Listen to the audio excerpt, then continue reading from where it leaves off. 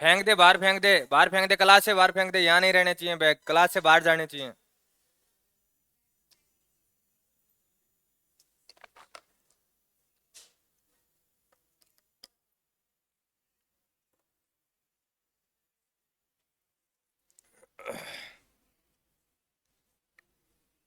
अरे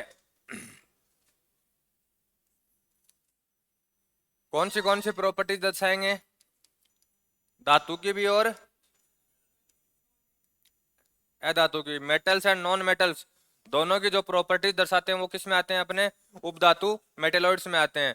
ठीक है। दूसरा, एक बात बताओ रे, कौन कौन से होते हैं? सबसे मेन क्वेश्चन जो यहाँ पे है उपधातुओं का वो यही है कि होते कौन कौन से हैं। पहला बोरोन, दूसरा सिलिकॉन, तीसरा जर्मेनियम, चौथा आर्सेनिक,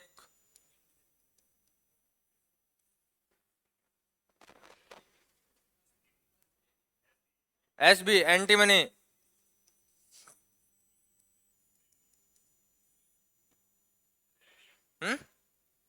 सेलेनियम, टीन,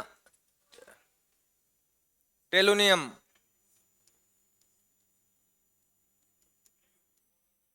और पोलोनियम।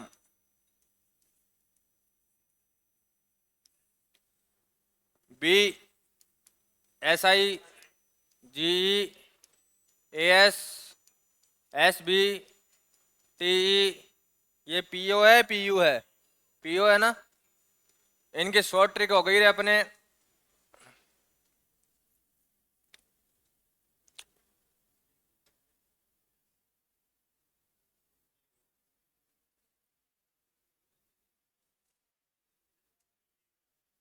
अरे यार रात को बनाई तो थी एक,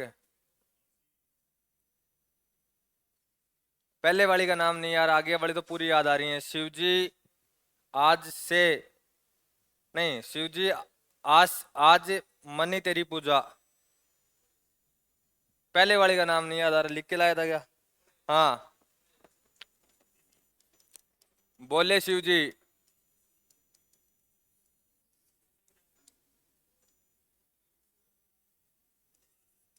आज मनी तेरी पूजा। ठीक है, ये इसकी हो गई रे शॉर्ट ट्रिक। ध्यान रखना, पहला क्वेश्चन जो आता है यहाँ से, ओए उसकी शक्ल की तरफ मत देख, इतनी सुंदर नहीं है, इधर देख ले। कितनी है नंबर ऑफ, कितने हैं पहले तो ये याद रखना, 7। ठीक है। दूसरा, रखी हुई कहाँ पे है ये सारी की सारी? पी ब्लॉक में। सारी की सारी किस में आती है रे? पी ब्लॉक में। ठीक है। दूसरी बात, एक कथन के तौर पे यदि क्वेश्चन बनाया तो एक कथन बनता है बहुत बढ़िया वाला। इसका कथन ये बनता है कि ये धातु और अधातु को अलग करती हैं रे। इसके इस साइड वाली सारी की सारी कौन सी हैं? धातुएं। और इसके इस साइड वाली कौन सी हैं? सारी की सारी अधातुएं। बीच में कौन आ जाएंगे? आपकी उपधातुएं। ठीक है, तो ये इसका एक कथन बनता है कि ये धातु और अधातु को क्या करती है रे? डिफरेंशिएट करती है, अलग अलग करने का कार्य करती है कौन कौन सी? जिसमें एक क्वेश्चन आपके अभी ताजा सीपीओ 2022 का क्वेश्चन है, और वो सीजीएल में भी आया था, वो सीजीएल वाला मेरे ये याद नहीं है। ठीक है, जिसमें आपको कल मैं बात करके गया था कि 3 ऑप्शन तो इनमें से थे एक, और साथ में कौन सा ऑप्शन दिया था? एक और कार्बन। ठीक है, क्वेश्चन था कि निम्न में से कौन सी उपधातु या मेटेलॉइड्स नहीं है। ठीक है, तो कौन सी नहीं थी वहां? कार्बन नहीं थी। ये अभी ताजा क्वेश्चन आया हुआ है ये, तो ध्यान रखना। या तो क्वेश्चन बनाएगा नंबर ऑप्स का, कितने नंबर है? 7 है। अलग किस किस को करते हैं? धातु और अधातु को। ब्लॉक में कौन से में है? सारी की सारी पी ब्लॉक में। ठीक है कौन कौन सी? ये। ठीक है, तो ये आपने दिमाग में रखो। दूसरा, एक ऐसा यौगिक बताओ रे इनमें से जिसका उपयोग अर्धचालकों में किया जाता था, और मैं आपको लिखा के आया था। मैं यौगिक बोला हूं, तत्व नहीं बोला। मेरी पूरी बात सुना करो तुम लोग। एक ऐसा यौगिक जिसका उपयोग अर्धचालकों में किया जाता था, मैं एक यौगिक लिखा के आया था आपको।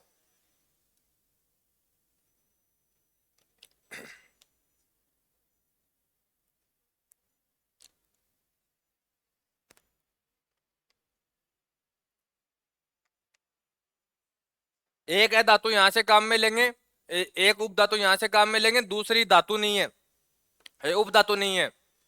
यदि आपको कुछ ऐसा यौगिक याद आ रहा हो तो तू जा रहा है वो सही जा रहा है, लेकिन तेरे को पहले वाला शब्द याद नहीं आ रहा। आ- आर्सेनिक ये तो सही है कि आगे वाला यौगिक तो यहां से तो आर्सेनिक जुड़ेगा, लेकिन इससे पहले वाला कौन जुड़ेगा वो बताओ। गैलियम, GaAs, ठीक है। गैलियम आर्सेनाइड, इसका उपयोग किस में किया जाता है रे? सोलर सेल में। जो सोलर सेल के अर्धचालक होते हैं उसके फॉर्मेशन के लिए किसका प्रयोग करते हैं? गैलियम आर्सेनाइड का। गैलियम का एक अन्य कोई नाम या कोई काम, क्या कहते हैं इसको? एलो एको एल्यूमिनियम। क्यों कहते हैं? क्योंकि एल्यूमिनियम क्या कर देता है? गला देता है, ठीक है। और इसकी जगह कौन छोड़ गया था एको एल्यूमिनियम की?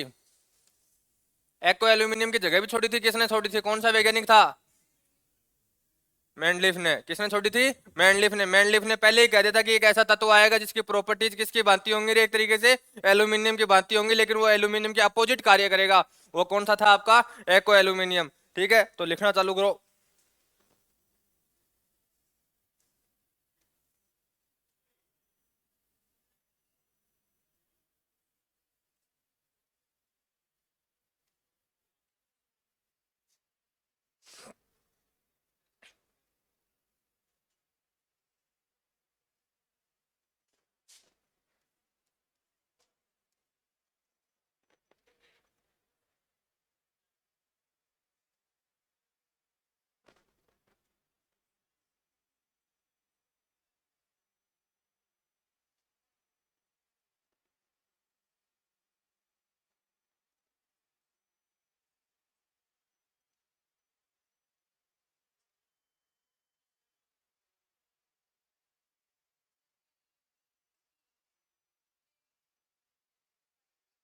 अच्छा, एल ही लिखा गया क्या यहाँ?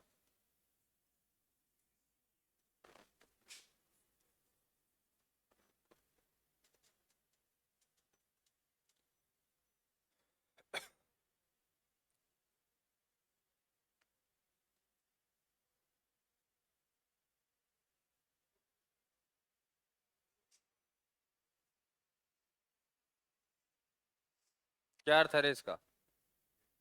इस लाइन को एक साथ पढ़ के देखो। हाँ, नहीं, इसके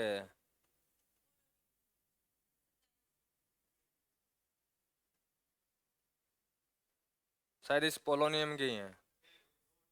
नोट में एक मैं लिखवा के आया था, उस स्कैंडियम लिखा आया था। ज्ञात बता रहा हूँ मैं, ज्ञात जो अब तक खोज लिए गए हैं। इसके पूरे खोजे नहीं गए हैं अब तक। ये एक एग्जाम में नहीं आया हुआ, वो एग्जाम में आया था, उस हिसाब से मैंने उसको सेट कर रखा है वहाँ। स्कैंडियम लिखाया था ना 21 नंबर, 13। ये गारंटी शुदा आपको ऑप्शन में नहीं मिलेगा।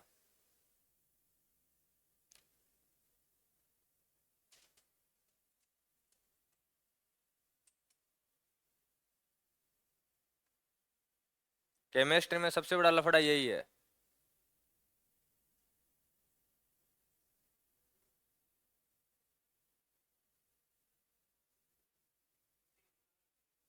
हैं?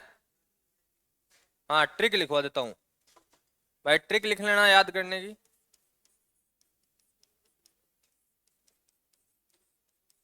बोले शिवजी आज मनी तेरी पूजा।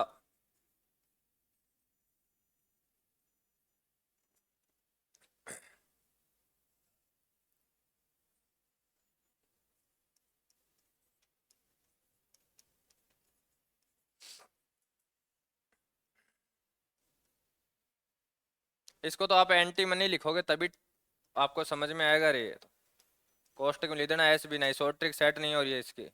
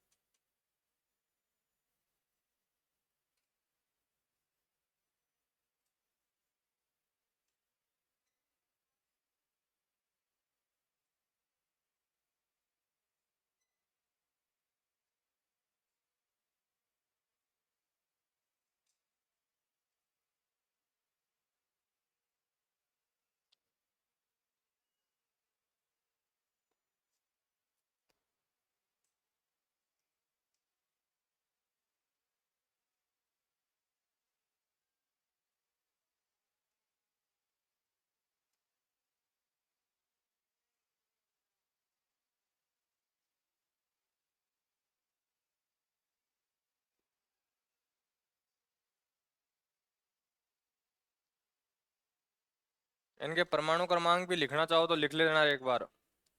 5, सिलिकॉन का 14, जर्मेनियम का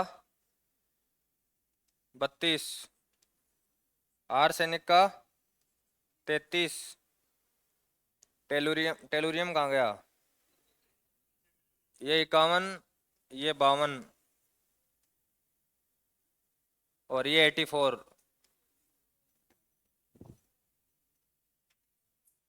इनको याद करने के एक ही तरीके हैं। अरे ये देखो ये चलती कैसे है, पहले यहाँ बोरोन आएगा, बोरोन के बाद में आके यहाँ सिलिकॉन आ जाएगा, सिलिकॉन आने के बाद में नीचे सीधा कौन आएगा, जर्मेनियम। फिर ये यहाँ तक ऐसे चलेगी, जर्मेनियम और आर्सेनिक दोनों आप आमने सामने आ जाएंगे। फिर ये नीचे उतरेगी वापस, ठीक है, किसके पास, एस बी एंटी मनी के पास, एंटी मनी से वापस जाएगी कि सीधी ऐसे और फिर वापस ऐसे आएगी, ठीक है। तो ये जो ये वहाँ यहाँ वाली सीढ़ी है ना, यहाँ इनके दो दो मेंबर बैठे हैं, बाकी जहाँ भी हैं वहाँ कितने कितने मेंबर बैठे हैं, अरे एक एक मेंबर बैठे हैं। ये याद रखने का एक ही तरीका है इसका, ठीक है। तो ये ध्यान रखना कि 32 और 33 परमाणु क्रमांक साथ में चलेंगे और 51 और 52 क्या चलेंगे, आपके साथ में चलेंगे, ठीक है। बाकी ऊपर वाले आपको याद रह जाएंगे आराम से, 5 और 14, ये तो इनकी दिक्कत नहीं आएगी। दूसरा इनके ये याद भी नहीं रहोगे ना आपके, तो आप काउंटिंग कर लोगे तब याद आ जाएंगे आपको ये, ठीक है। इन दोनों को याद रख लेना कि 32, 33, 51, 52 और 84, ठीक है। तो ये याद रख लेना। आगे आगे चलो।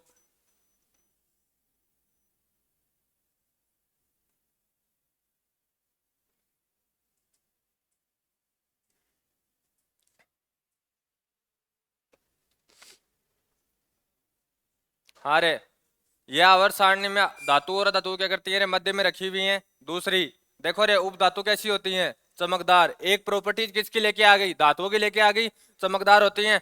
भंगूर प्रकृति जानते हो रे, भंगूर, कि आपने कोई चोट मारी वो अलग अलग छोटे छोटे टुकड़ों में टूट जाए, ये प्रॉपर्टीज किसकी है, अधातुओं की, ठीक है। तो ये प्रॉपर्टीज उसकी आ गई और ये किसी की नहीं है। देखो तरीके से सोच के देखो, धातुएं सारी की सारी क्या है, चालक, अधातुएं सारी की सारी क्या है, अचालक। ये दोनों के बीच में आगे बैठ गई है, सेमीकंडक्टर हो गई है, ठीक है। तो ये देखो यहाँ सारी प्रॉपर्टी मिल रही है कि चमकदार धातु होती हैं, तो धातुओं की प्रॉपर्टीज लेके आ गई। भंगुर प्रकृति किसकी होती है रे, अधातुओं की होती है, अधातुओं की प्रॉपर्टीज लेके आ गई। इसमें दोनों के साथ भेदभाव नहीं किया, आधी तेरी ले ली आधी इसकी, ठीक है। तो सेमीकंडक्टर की भांति व्यवहार करती है। और ये आपका वो क्वेश्चन लिखा हुआ है कि कार्बन कैसा नहीं है, एक उपधातु नहीं है।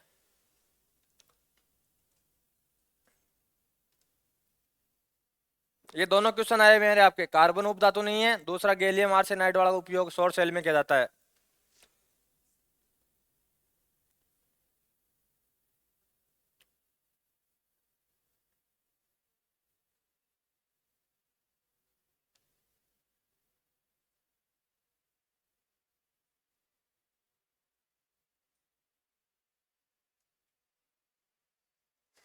सोलर सेल में मुख्यतः जो अर्धचालक काम में लिया जाता है वो कौन सा है रे, तत्व के तौर पर, आर से तत्व के तौर पर। क्वेश्चन ये है कि जो ये उपधातुएं हैं सेमीकंडक्टर हैं, सेमीकंडक्टर मुख्य कौन कौन से हैं, सिलिकॉन और जर्मेनियम, ये दो ही तो मुख्य सेमीकंडक्टर हैं। इन दोनों में से मुख्यतः किसका उपयोग जो सोलर प्लेट बनाते हैं उसमें किया जाता है, सिलिकॉन का। ये चीज ध्यान में रख लेना कि मुख्य प्रयोग किसका किया जाता है, सिलिकॉन का किया जाता है। 99% के ऊपर रेशियो है इसका।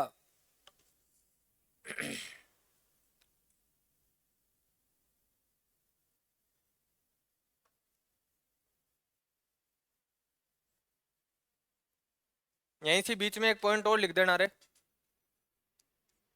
कि सभी उपधातुएं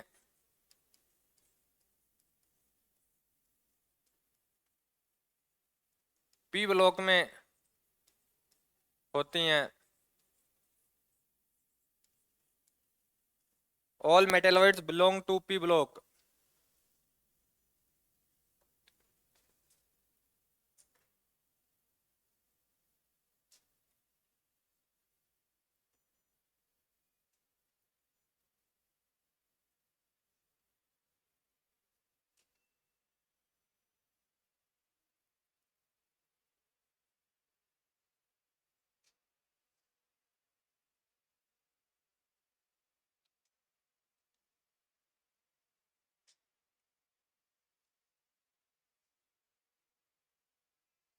तो सेमीकंडक्टर के गेट होते हैं, गेट।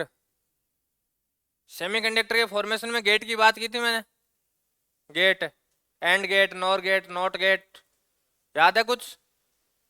अरे याद है कुछ या भूल गए? याद है? उसमें कौन सा सिस्टम काम में लिया जाता है नंबरिंग का? Binary system. ये याद रख लेना रे। ये कई बार क्वेश्चन आता है कि सेमीकंडक्टर में कौन सा नंबरिंग सिस्टम में काम में लिया जाता है। तो आउटपुट और इनपुट के तौर पर कौन से काम में लेते हैं रे? 1 एंड 0। ये कौन सा सिस्टम है? Binary system. जब आप 1 का इनपुट दोगे तो कईयों में आपको 0 की प्राप्ति होगी और कईयों में आपको किसकी प्राप्ति होगी? वापिस 1 की प्राप्ति होगी। जो नॉर्मल गेट है, ठीक है, जिनके ऊपर सिर्फ सिंगल गेट होते हैं, जैसे एंड गेट है, नॉर गेट है, अकेले जो अकेले गेट है जो, ठीक है, जिसमें कोई दूसरा गेट साथ में नहीं लगा हुआ है, वहां यदि 1 की एंट्री होगी तो कौन निकलेगा बाहर? 0। और जब 0 की एंट्री होगी तो बाहर कौन आएगा आउटपुट में? 1। लेकिन जहां मिक्सर कर दिया गया है, जैसे मान लो नॉर गेट और नॉट गेट को मिला के कोई नया गेट बनाया जा रहा है एक साथ, वहां आपकी चीजें आपस में क्या होने लग जाएंगे रे? बदलने लग जाती हैं। ये और एक जगह और भी आया करता था रे, 11th 12th में मैथ वाले ऊपर याद करो एक बार।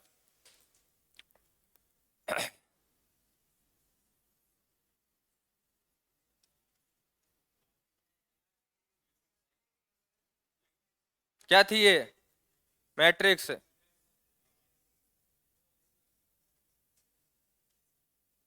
कभी सही से पढ़ी थी इसको? परमुटेशन कॉम्बिनेशन यदि आप आज यहाँ पढ़ते हो, ठीक है, और यदि लेकिन वहां मैथ में पढ़ के आए हो 11th 12th में, यदि 11th 12th में जिसने क्रमचय संचय, हिंदी में शायद यही नाम है इसका, परमुटेशन एंड कॉम्बिनेशन, यदि आपने मैथ में 11th 12th में बेहतरीन तरीके से पढ़ा है तो आपको दोबारा पढ़ने की जरूरत ही नहीं है कि कितने में से कितना निकाले तो क्या होगा। ठीक है, वो रेशियो वहां से बढ़िया आप कहीं नहीं पढ़ सकते रे। सारी ट्रिक फेल हो जाती है परमुटेशन कॉम्बिनेशन में यदि बेहतरीन क्वेश्चन बना दे तो अगले ने। आपकी ट्रिकें चलती कहां से है? वहां तक चलती हैं 5 पीली, 5 काली, 5 फलानी, इनमें से कोई गेंद निकाल रहे हो तब तो आपकी ट्रिक काम करती है। लेकिन साथ में अगले ने ये कह दिया बॉल भी है, ताश के पत्ते भी हैं, अब निकालो, आपकी ट्रिक फेल। ठीक है, प्रोबेबिलिटी, प्रायिकता, ठीक है, प्रायिकता में आपके 100 ट्रिक कहां तक लगेंगी जब सिक्का अकेला उछल रहा है, ठीक है, और उसको क्या बोलते हैं रे? सांप सीढ़ी वाला, डाइस। डाइस अकेला उछल रहा है तब ट्रिक लग जाएगी, ठीक है, ताश के पत्ते अकेले हैं तब ट्रिक लग जाएंगी, लेकिन जब डाइस और कॉइन साथ में आ गया तब ट्रिक फेल। ठीक है, तब आपको पास एक ही हथियार बचता है। और प्रोबेबिलिटी और परमुटेशन कॉम्बिनेशन की एक बात याद रखना रे, यदि आप क्वेश्चन छोड़ के आते हो तो आप सबसे बड़े बेवकूफ हो धरती के। बताऊं क्यों? यदि आपके पास मान लो टाइम बच गया है, ठीक है, आपने पेपर कर लिया, आपके पास 15 मिनट पड़ी हैं और परमुटेशन कॉम्बिनेशन का क्वेश्चन आपको नहीं आया था, मैं कह रहा हूं आप हल्का सा दिमाग यदि आपने मैथ को सही तरीके से पढ़ा है तो उस क्वेश्चन को आप आराम से विदाउट किसी मास्टर के कर सकते हो, आराम से। लेकिन उसका बेसिक आपको क्या होना चाहिए? पता होना चाहिए। फिर उसको जो अपने उस, ऐसे ही तो लिखते हैं अपन वो कि 12 में से 6 निकाल लिए, फिर ऊपर 12 गुणा 11 गुणा 10 गुणा, यही तो करते हो आप। ठीक है, इनको आराम से सोल्व करोगे तो ये क्वेश्चन छोड़ के मत आया करो कभी भी। ठीक है, और ताश के पत्तों में यदि किसी को दिक्कत आती हो ना तो इसका एक ही सॉल्यूशन है, एक बार ताश के पत्ते खेल लो तो बेगम समझ में आ जाएगी, बादशाह समझ में आ जाएगा, इक्की दुक्की कितने होते हैं, कितने कलर होते हैं, ठीक है, ब्लैक कलर के पत्ते कितने हैं, सब कुछ समझ में आ जाएगा। ठीक है, तो वो आपको एक बार खेलना ही पड़ेगा उनको।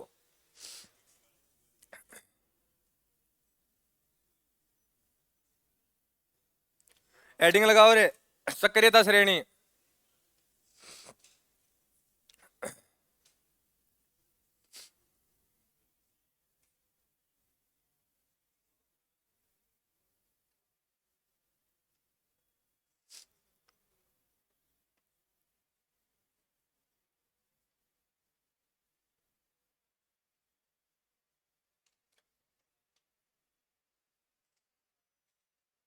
एक लाइन लिख के छोड़ दो फिर समझाते हैं क्या कहानी है ये। हाँ, यदि इसको समझ लिया आपने तो अब तक आपके जितनी भी रिएक्शन आप रट के आए हो ना वो रटने नहीं पड़ेंगे। धातुओं को क्रियाशीलता के आधार पर अवरोही क्रम में व्यवस्थित करना क्या कहलाता है रे? सक्रियता श्रेणी, एक्टिविटी सीरीज।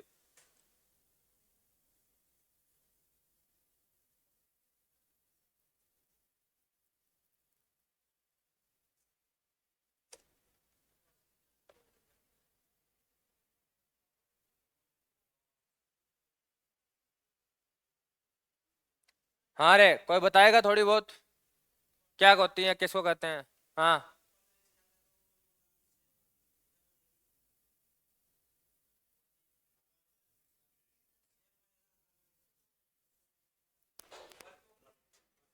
यहाँ क्या लिखा हुआ है? अरे,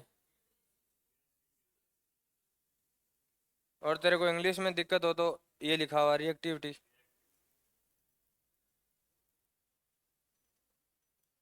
तीर्जा कहाँ से लेके आ रहा है?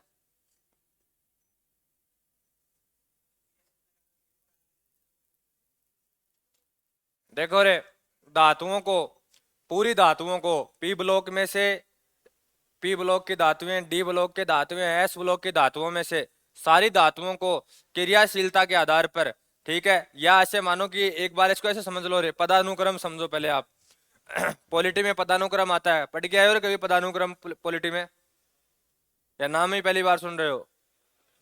सब जानते हो ना पदानुक्रम क्या होता है? कि जैसे मान लो व्यक्ति को छोड़ दो आप, उस व्यक्ति के पास कौन सा पद है, उस पद के आधार पर क्या दिया जाता है, उनको बैठने की वरीयता दी जाती है। जैसे अपने 26 जनवरी या 15 अगस्त को देते हैं, ठीक है, तो उस पद के आधार पर उनको पदानुक्रम दिया जाता है कि आपकी जो पद की है, आपका पद का ओहदा कितना है, आप कितनी पावर रखते हो, उस आधार पर आपको बैठने की क्या दी जाती है, योग्यता दी जाती है। जैसे मान लो कोई व्यक्ति खाली है वहां पे, ठीक है, नहीं आया, ठीक है, तो वहां पहली बात तो क्या है, वो सीट खाली रहती है यदि वो नहीं आता है तो, लेकिन वहां बैठ सकता है। लेकिन यदि वो व्यक्ति प्रेजेंट हो गया है तो तुरंत की तुरंत वो सीट क्या करनी पड़ेगी, उसको खाली करनी पड़ेगी। सेम कहानी यहाँ चलती है कि कुछ धातुएं ऐसी होती है जो टॉप पे आती है क्रियाशीलता क्रम के आधार पर, ठीक है, जब वो है तब नीचे वाली ऑटोमेटिक क्या हो जाएंगे रे, रिप्लेस हो जाएंगी। जो एक नंबर के ऊपर आएंगी वो सारी की सारी कौन सी धातुएं होंगी रे, सर्वाधिक क्रियाशील, ठीक है, और जो सबसे नीचे आएंगी वो कौन सी होंगी, सबसे कम क्रियाशील। तो सबसे पहले तो ऊपर बताओ कौन सा क्रियाशील तत्व आ सकता है?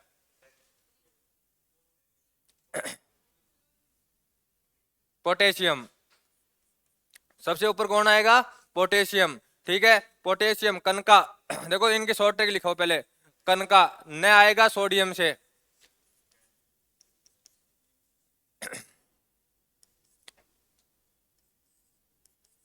कनका। आगे मांगे, Mg। आलू, आलू से कौन है अपना हमेशा? एल्यूमिनियम। जैसे जिंक, फल, Fe एंड Pb। कनका मांगे आलू जैसे फल, फिर भी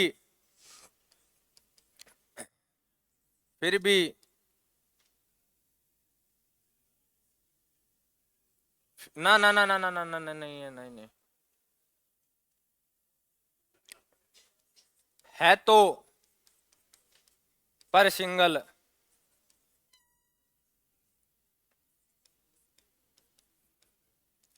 हाइड्रोजन, कॉपर, पारा, मरकरी, सिल्वर एंड सोना।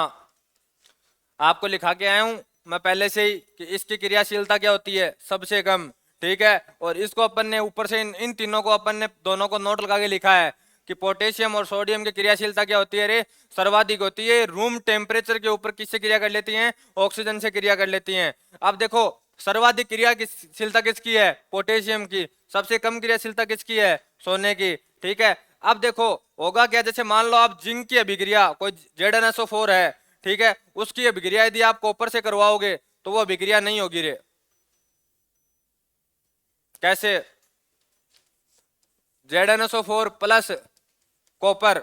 अब एक बात बताओ रे, यहाँ Zn पहले आ रहा है, ऊपर आ रहा है, पदानुक्रम में कौन आ रहा है? ऊपर आ रहा है ना, तो ये अपना स्थान नहीं छोड़ेगा क्योंकि इसकी क्रियाशीलता पहले से क्या है रे, ज्यादा है। इसकी क्रियाशीलता क्या है? पहले से कम है, तो ये रिएक्शन कभी पॉसिबल नहीं हो सकती। लेकिन इसकी उल्टी पॉसिबल हो सकती है। कैसे? CuSO4 प्लस Zn, ठीक है, ये पॉसिबल होगी तब ये Zn आ गया। अब इसकी क्रियाशीलता क्या है? ज्यादा है, तो Zn अपना स्थान छोड़ देगा और कॉपर यहां से क्या हो जाएगा रे, बाहर निकल जाएगा, ठीक है। तो ये इतना ही क्रम है इस क्रियाशीलता श्रेणी में, ठीक है, कि जो यदि ऊपर वाला इनमें से, जैसे मान लो सोना तो क्रियाशील होता ही नहीं, ठीक है, यदि कोई दूसरा तत्व है, ठीक है, वो जो ही यहाँ प्रेजेंस होगा, ऊपर वाला तत्व है इसके नीचे वालों के सापेक्ष, तो नीचे वाला अपना स्थान क्या कर देंगे रे, छोड़ देंगे और ऊपर वाले स्थान के क्या वहां क्या हो जाएंगे, अपने शिफ्ट हो जाएंगे। आपको बस एक चीज याद रखनी है यहाँ, बाकी ये ट्रिक आपको याद करवा देगी सब कुछ, कि ध्यान रखना पोटेशियम है ना, पोटेशियम वो सोडियम से पहले आता है। अपन क्या है, ये आज तक क्या बार बार पढ़ते आए हैं सोडियम को, कि सोडियम बहुत क्रियाशील होता है, सोडियम बहुत क्रियाशील होता है। अपने क्या वहां दिमाग में ये फिट हो रखा है पहले से ही, तो वहां ऑप्शन में सबसे पहले मिलता भी यही है।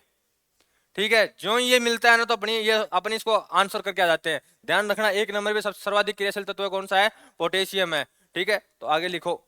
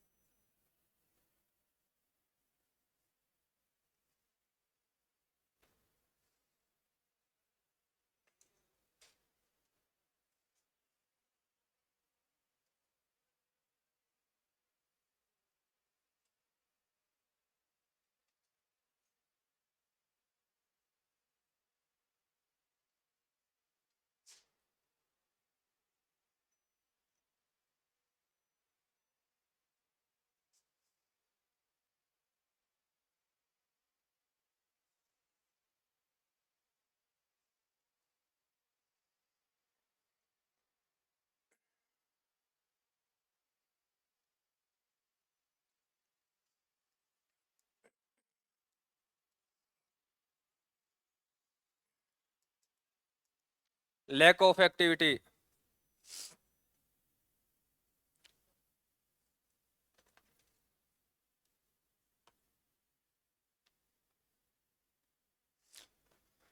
देखो रे, ओ महानुभाव, इनको मिला मत देना, क न का अलग ही लिखना। ठीक है, क्योंकि पहले से ये निकल जाएगा। ठीक है, बाद में मांगे आलू, आलू, आलू को अलग क्यों कर रखा है मैंने, इसको साथ कर लिखना रे। ठीक है, जैसे एक साथ आएगा फल अलग आएगा, और सिंगल में सी और गल को अलग कर देना। ये आपको फिर ये बताते रहेंगे कि हाँ इससे एक तत्व निकल चुका है।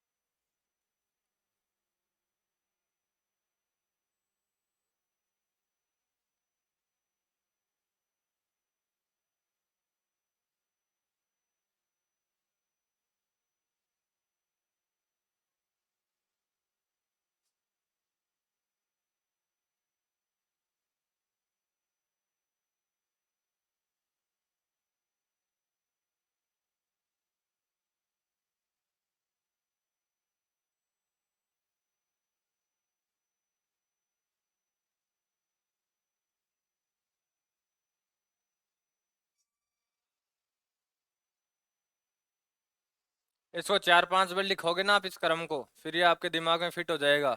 बस आप इसको याद कर लो रे, कन का मांगे आलू जैसे फल है तो फिर सिंगल, इससे ये क्या है आपको पूरा याद रह जाएगा। क्योंकि जो अब तक आप अभिक्रियाएं लिख के आए हो वो रट के आते हो। ठीक है, कि यार ये ऐसा ही क्यों हो रहा है, अब आपको समझ में आ जाएगी कि हाँ वो ऐसा क्यों हो रहा है।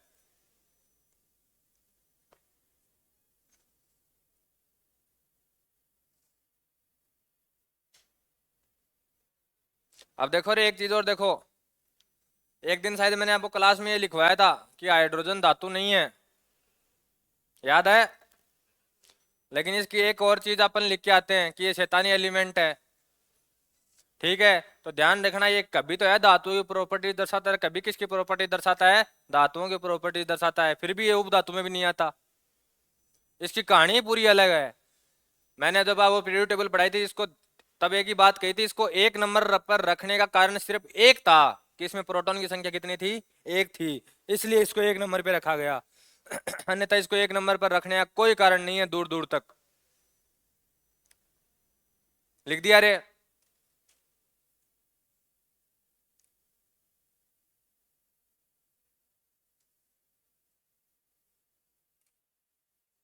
ऐसा कोई महानुभाव है ईमानदारी से बताना रहा कि 11 12th में जब ये सक्रियता श्रेणी पढ़ी थी, 11 12th में नहीं, ये 10th में भी आने लग गई आजकल तो।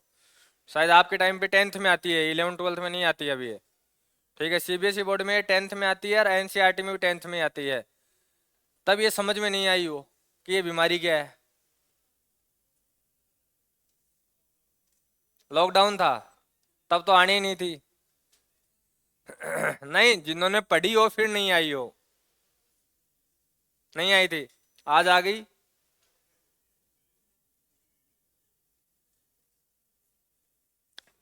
मैं क्यों पूछ रहा हूँ, कारण है क्योंकि जब मैंने पढ़ी थी ना तो मेरे को भी नहीं आई थी।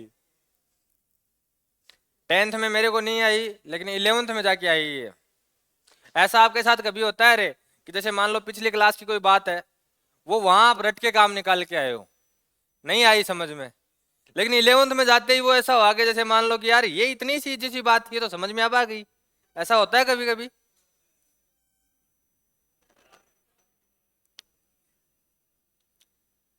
लिख लिया रे।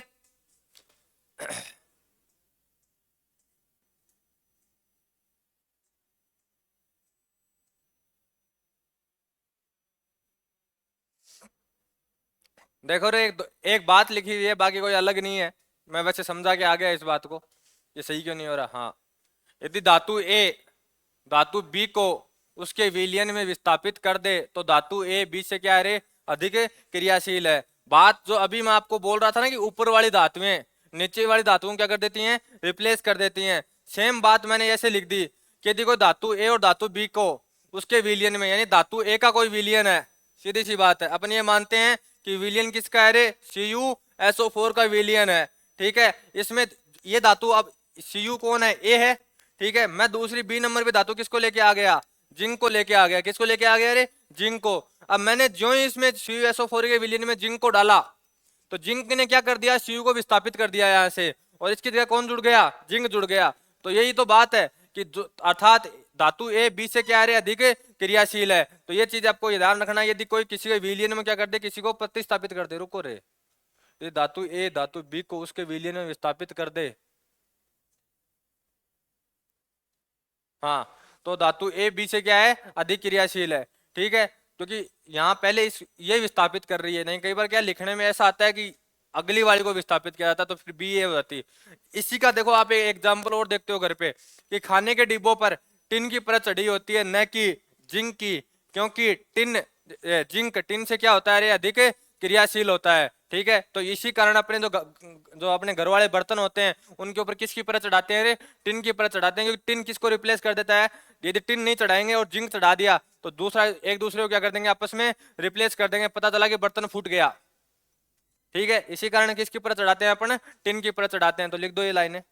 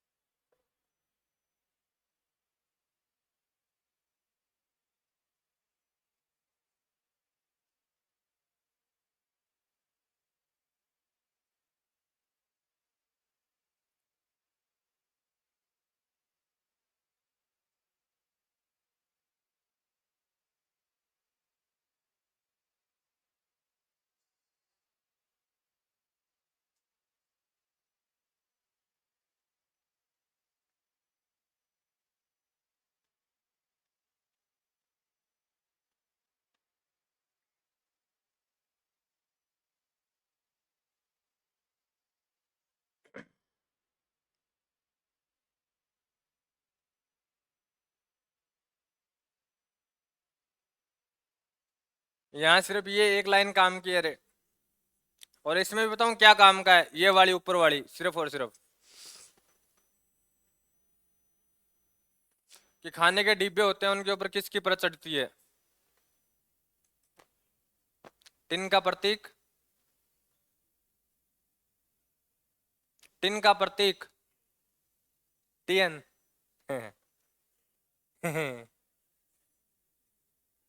SN।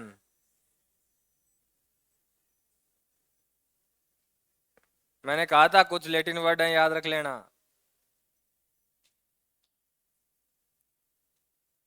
कल चैनल में एक लाइन डाली थी रे, याद है लास्ट वाली, किसने देखी थी वो लाइन? नंदू तूने 2 बार देखी क्या? दोनों हाथ ऊपर कर रहा है। और किसी ने नहीं देखी रे? ऐसा कोई महानुभाव जिसने नहीं देखी हो? नहीं देखी? चैनल ज्वाइन नहीं कर रखा हो तूने फिर क्यों नहीं देखी? एक क्वेश्चन भी डाला था मैंने साथ में, एक G7 वाला क्वेश्चन डाला था कि G7 की अगली सबमिट कहाँ होगी। ध्यान रखना रे, सीपीओ का जिसने फॉर्म भर रखा है उसके लिए फेवरेट क्वेश्चन है करंट का, कि G7 की सबमिट कहाँ होगी। इटली, कोई अजीब सा इनाम था, इटली का शहर है कोई, मैं 1 मिनट आपको देख के बता देता हूँ। इटली का शहर है, G7 की 50वीं सबमिट है। देखो वहां से कितने क्वेश्चन बन रहे हैं कि सबमिट कौन कौन सी है।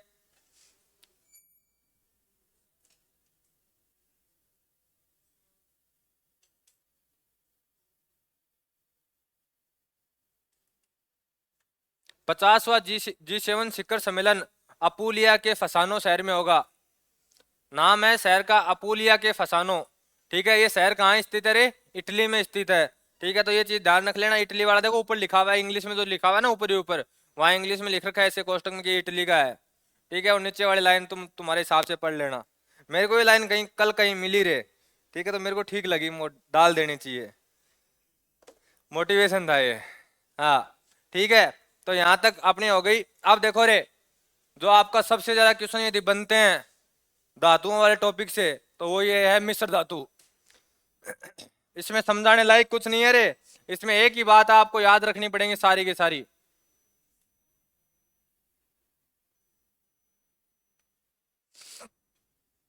अरे मैंने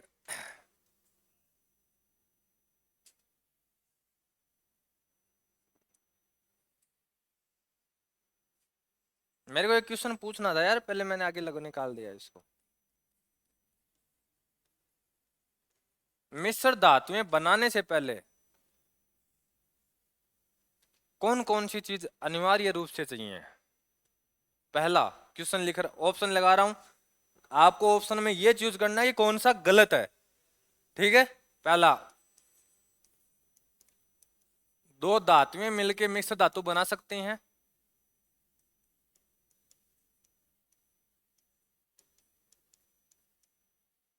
दूसरा,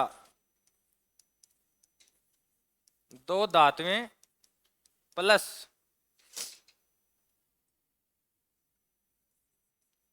कोई भी धातु। तीसरा, धातु प्लस उपधातु। और चौथा, एक धातु प्लस एक उपधातु।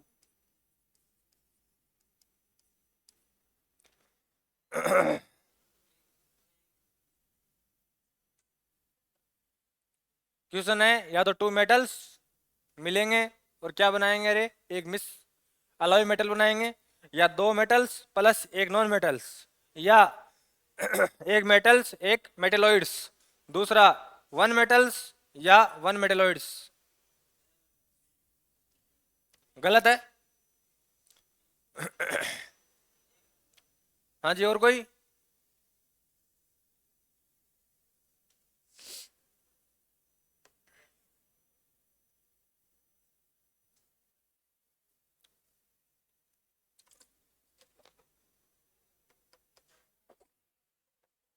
तुम लोग है ना, मैंने ऑप्शन इतने बड़े लिखे ही नहीं है, तुम लोग दिमाग नहीं लगाते रहे थोड़ा बहुत भी। दो धातुएं धातुएं तो मिलके मिक्स धातु बनाएंगी बनाएंगी। ठीक है, इन दोनों में देखो एक बार आप, ये दोनों एक ही ऑप्शन है। या तो मैंने धातु उपधातु लिख दिया, या एक धातु एक उपधातु लिख दिया। जब ये सही है तो ये तो सही है, ये सही है तो ये सही है, तो इतना दिमाग लगाना ही नहीं था। अर्थात ध्यान रखना रे, कभी भी मिक्स धातुओं में क्या नहीं मिलाई जाती, धातुएं नहीं मिलाई जाती हैं। या तो आपको क्या मिलेंगी, दो धातुएं मिल जाएंगी, दो नहीं, दो मिल जाएंगे, 3 मिल जाएंगे, 4 मिल जाएंगे। मैंने यहाँ 2 ऑप्शन में लिख दिया है। या आपको क्या मिलेगा, धातु या उपधातु मिलेंगी, या एक धातु मिल जाएगी, दूसरी क्या मिल जाएगी आपको, उपधातु मिल जाएगी। लेकिन कभी भी मिक्स मेटल बनाने के लिए, अलॉय मेटल बनाने के लिए कभी भी अधातु यानी नॉन मेटल्स का प्रयोग नहीं करते हैं। ये चीज आप दिमाग में आज से फिट कर लेना। ठीक है। बाकी आगे वाली जो कहानी है ना वो सारी की सारी, देखो इसके लिए दो ही चीजें हैं रे। पहले दोनों धातुओं को लाएंगे, मेल्ट करेंगे, मिक्सर करेंगे, और फिर 27 डिग्री पे क्या कर देंगे रे, ठंडा कर देंगे। ठीक है। मिक्स्ड मेटल बनाने की प्रोसेस क्या है, आप धातु जो आपने चूज कर ली भाई इन इनकी बनानी है, उन दोनों को क्या करेंगे, मेल्ट करेंगे। मेल्ट करने पे तो मिलेंगी वो, ठीक है, मेल्ट किया आपने, ठीक है, गला दिया उनको, गलाने के बाद में क्या कर दिया, मिक्स कर दिया, मिक्सर बना दिया उनका। और उनके बाद में रूम टेम्परेचर यानी 27 डिग्री टेम्परेचर के ऊपर आप क्या कर दोगे, उनको ठंडा कर दोगे, कुलेस्ट कर दोगे, तो आपको क्या प्राप्त हो जाएंगे, मिक्स मेटल प्राप्त हो जाएंगे। तो सेम बातें यही लिखी हुई है कि दो या दो से अधिक धातुएं या एक धातु और दूसरी एक उप धातु मिलकर क्या बनाती हैं, मिक्स मेटल बनाती हैं। दूसरा, इन पदार्थों को पिघलाकर एक साथ मिलाकर और उन्हें कमरे के तापमान पर ठंडा करके बनाया जाता है।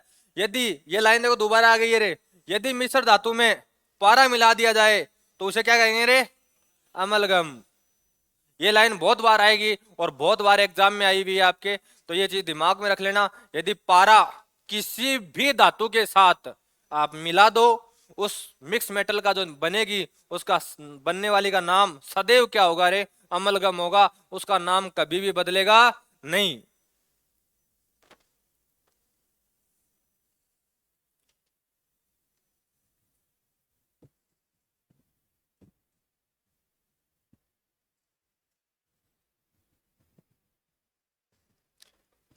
इंग्लिश मीडियम वाले यहाँ कोमा लगाए रे।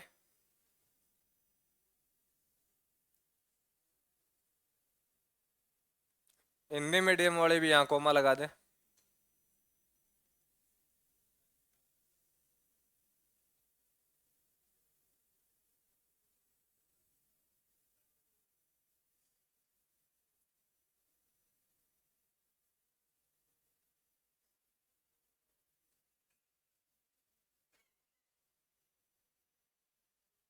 हाँ ये देखो एक लाइन है ना, ये ध्यान रख लेना रे। वैसे आपको कोई खास लाइन नहीं है, ये दिमाग में वैसे आ जानी चाहिए कि मिश्र धातुएं हैं, ठीक है, तो उनके गलनांक और विद्युत चालकता किससे कम होगी रे सदैव, धातुओं से, क्योंकि धातुओं की चालकता क्या होती है, ज्यादा होती है। लेकिन इनमें तो आपने किसी प्रकार की क्या मिला दी है, अशुद्धि मिला दी है। अशुद्धि मिलाने से चालकता सदैव क्या होती है रे, कम होती है। सिर्फ और सिर्फ ध्यान रखना, धातुओं में अर्धचालकों में चालकता बढ़ती है शुद्धि मिलाने पर। ये बात मैं आपको लिखवा के आया हूं, और दोबारा लिख लेना रे यहाँ नोट लगा के चाहे, कि धातुओं में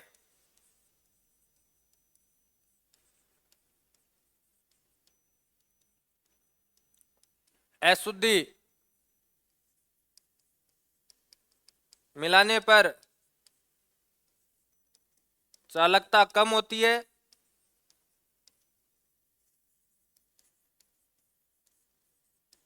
जबकि अर्धचालकों में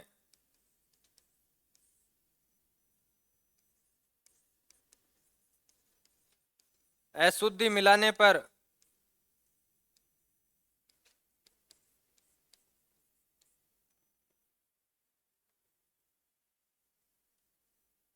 चालकता बढ़ती है।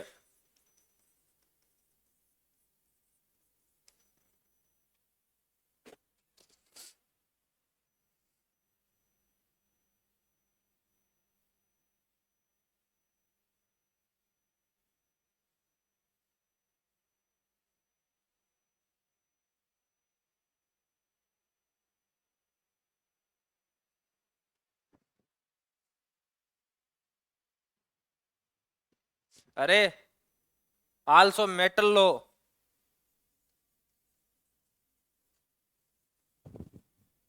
मेटल गायब हो गया है, किससे लो करेंगे, मेटल से लो करनी है।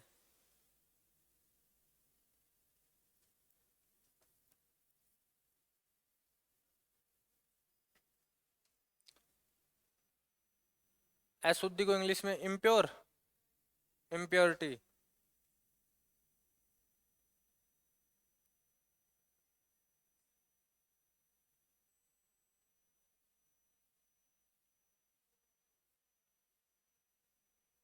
Metal in impurity mixture, then conductivity is low because semiconductor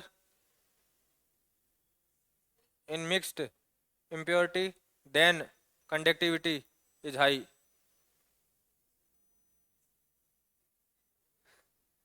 इससे शॉर्ट फॉर्म क्या बनाए इसके, एक ही, या इससे सबसे बढ़िया ये बना लो, मेटल्स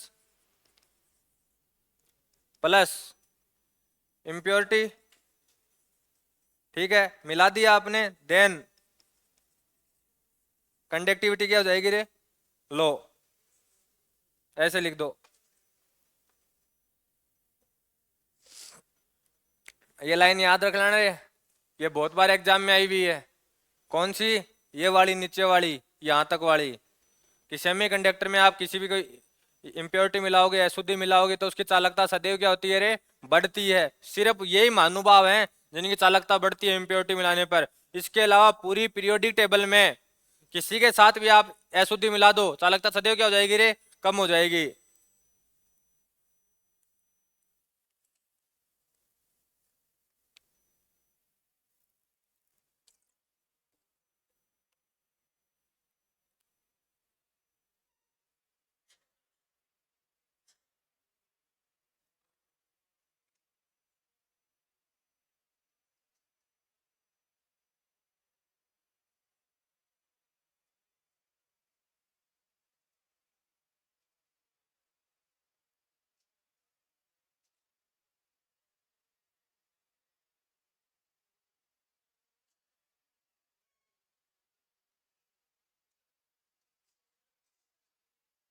लिख दिया रे।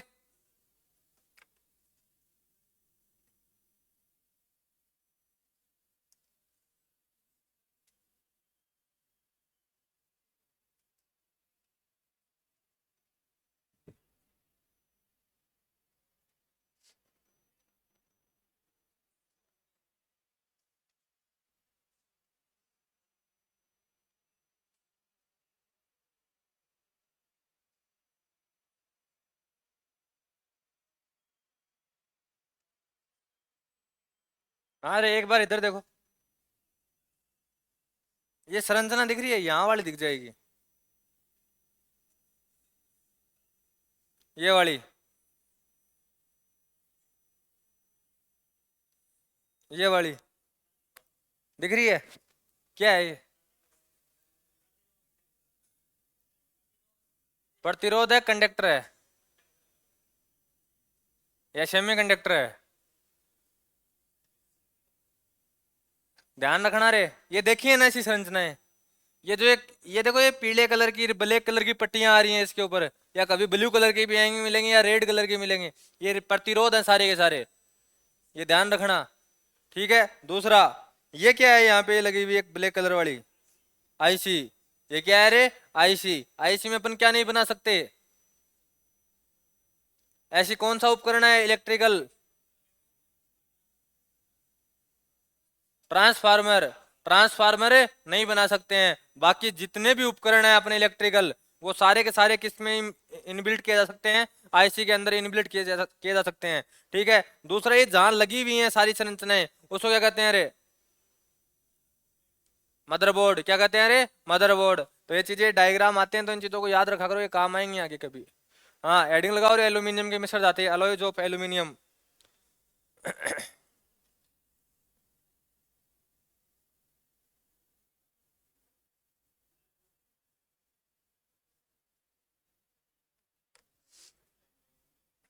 लिख दो।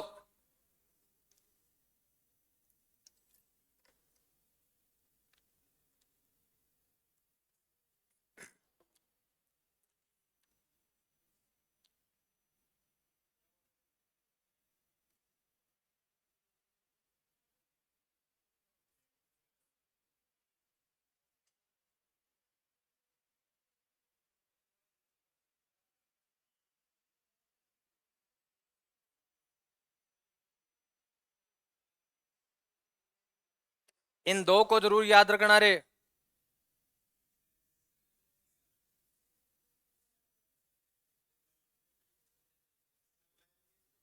कहाँ, ड्यूरालुमिन। अच्छा, एमएम आ गया क्या, एमन।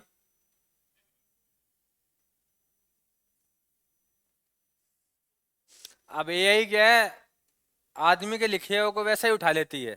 ये एआई के द्वारा बनाई हुई है। इनको ओए हिट, लिख, कर रहा उल्टे काम। मैंने कल नहीं बताई थी तुम लोग कि तुम लोग ये फोटो लेके कितनी देखते हो, ये पता है तुम्हें? कोई डिलीट होती है और कुछ नहीं होता है। अपनी फोटो कभी कोई अच्छी आती है फिर अपन अपन अपने एल्बम को स्क्रॉल करते रहते हैं, देखते यार अपन कभी इतने सुंदर थे। लड़कों के साथ तो यही होता है, लड़के फोटो खींच के छोड़ देते हैं, बहुत रेयर केस में देखते हैं। इनकी डीपी वीपी कोई सदियों में चेंज होती है। जब भी कोई बोल दे बोले एक ही लगा रखी है, चेंज कर दे इसको। हाँ रे, एक चीज बताओ रे, ये एक चीज मैं एक शब्द लिखा के आया था आपको पहले, ड्यूरा, ड्यूरा। ये शब्द एक बार आया था, आया था। और मैंने कहा था इस ड्यूरा का एक अजीब ही अर्थ होता है। और ये अर्थ याद रख लेना, इसके उपयोग ऑटोमेटिक याद रह जाएंगे, बहुत बार एग्जाम में आया हुआ है। यदि एल्यूमिनियम की सर्वाधिक इन धातुओं में, मिक्स धातुओं में यदि सर्वाधिक कोई मिक्स धातु आई है एग्जाम में तो ये ड्यूरालुमीन है।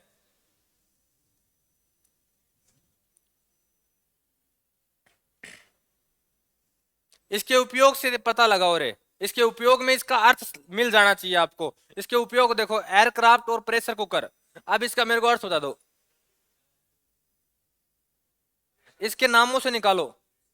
हाँ, ये ड्यूरा का अर्थ होता है किसी चीज की दाब झेलने की क्षमता, कि वो कितना प्रेशर झेल सकती है, उसी के आधार पर इसके उपयोग हैं। अब देखो एयरक्राफ्ट बनते हैं, कितने तेज उड़ते हैं, तो वायु का प्रेशर क्या होता है, ज्यादा होता है, क्योंकि वायु में जो चीजें जितनी तेज उड़ेगी उसका प्रेशर उतना ही क्या होगा, ज्यादा होगा। कुकर होता है अपने, कुकर में उसको बंद कर देते हैं, पानी डाल देते हैं, दाल बाहर निकलना चाहती है लेकिन दाल को अपन निकलने नहीं देते, बोले ना दाल अंदर ही रहे। ठीक है, तो वो क्या काम है, पर इसको बचा कौन रहा है अंदर, ये ड्यूरालुमीन के द्वारा बनाई हुई वो चीजें हैं।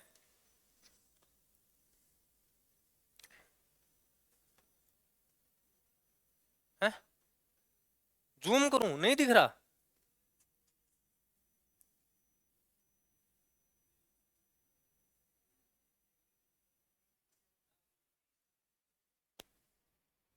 अब अपने तुम दोनों परेशान क्यों होती हो, इसको यहां डाल लिया करो ना अपने आगे आगे।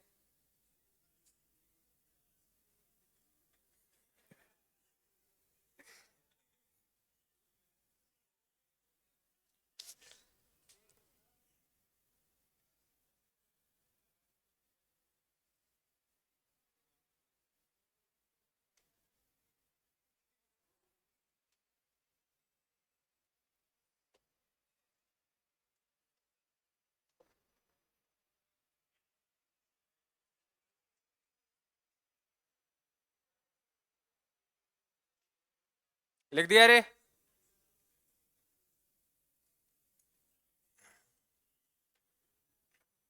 देखो रे, इसका परसेंटेज रेशियो थोड़ा सा याद रखना रे। कारण देख रहे हो, नाम क्या है, एल्यूमिनियम ब्रोंज। ठीक है, लेकिन एल्यूमिनियम है कितना, 10%। कॉपर कितना है, 90%। तो ये बात थोड़ी सी हजम करने वाली नहीं होती है अपने, तो ये चीज को ध्यान रखना। देखो ब्रोंज होता है ना, ब्रोंज मेडल आता है, ब्रोंज मेडल का कलर लगभग किसके मिलता हुआ जुलता मिल जाएगा, वो कॉपर के मिलता हुआ जुलता मिलता है। क्यों मिलता है, क्योंकि उसमें किसकी मात्रा ज्यादा है रे, कॉपर की मात्रा ज्यादा होती है, तो इसका उपयोग सिक्के बनाने में या बर्तन बनाने में।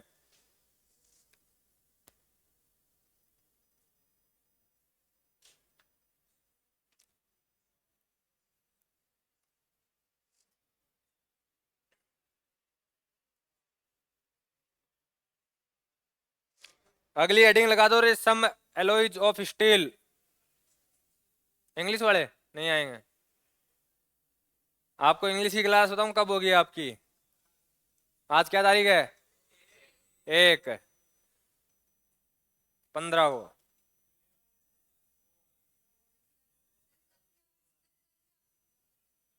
मैं कह रहा हूं ना, अब नया बैच स्टार्ट होगा 15 तारीख को, तब आपकी इंग्लिश की क्लास रेगुलर आएगी, और वो भी आपके लिए सरप्राइज होगी। हाँ, मैडम आएगी एक। फिर तो कहते अंकित मैं भी पढ़ूंगा।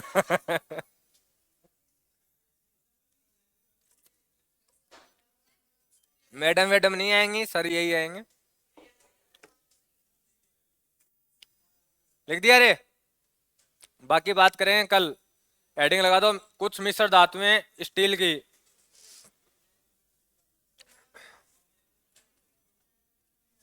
हेडिंग लगा दो, नहीं मैं पूरा लिखवाऊंगा।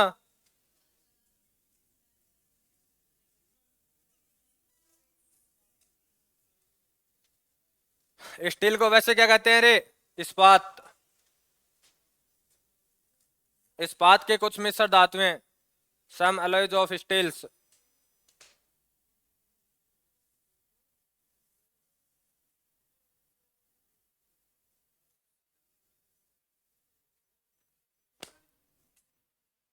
और इस्पात, देखो वो बात वापिस यहाँ आ गई है रे।